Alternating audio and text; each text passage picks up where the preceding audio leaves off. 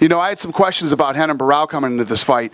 I didn't think he looked great in his last fight, but he looked great tonight, and so did TJ, and it was awesome. The kid was putting together combinations.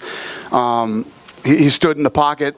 You know, he didn't use as much movement as he did last time. He stood in the pocket and he traded, and you know, he ended up getting the better of him. Can you think of another time where we've had a guy that was so basically disregarded before the first fight? He was like a 12-1 underdog or whatever, and just dominated, and then he's kind of become kryptonite for a guy that was so dominant before. Yeah, and I think he was a 2-1 favorite tonight, or close to it. Yeah, I don't know. Yeah, going into that fight, everybody thought it was a joke that we were doing Barão versus Dillashaw, and here we are. We didn't expect that out of you a year and a half ago. Did you expect that out of yourself this time around? You won all 3 rounds, but as you said, it was maybe a little bit tougher this time. But you still look pretty dominant in there.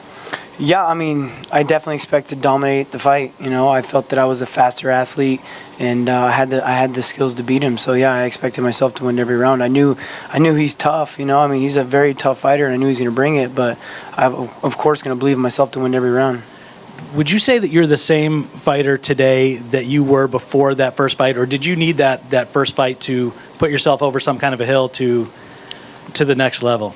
I mean, it definitely helped with my confidence. You know, that first fight against him definitely helped for me to believe in what I'm doing is the right things. You know, what I'm training is the right way. The drills that I'm doing, everything. You know, everything I'm doing is working. So it definitely helps. You looked fresh throughout. He looked like he was getting tired midway through the second round. How much do you attribute training, you know, at altitude to that for you? I mean, it helped. You know, I've always kind of had good cardio.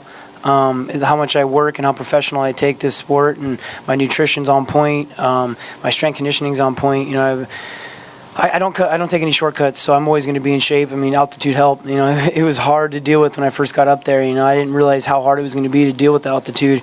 I split my camp up half and half, I did more of it in the beginning in Sacramento, and then we did more towards the end in Denver because of dealing with the altitude.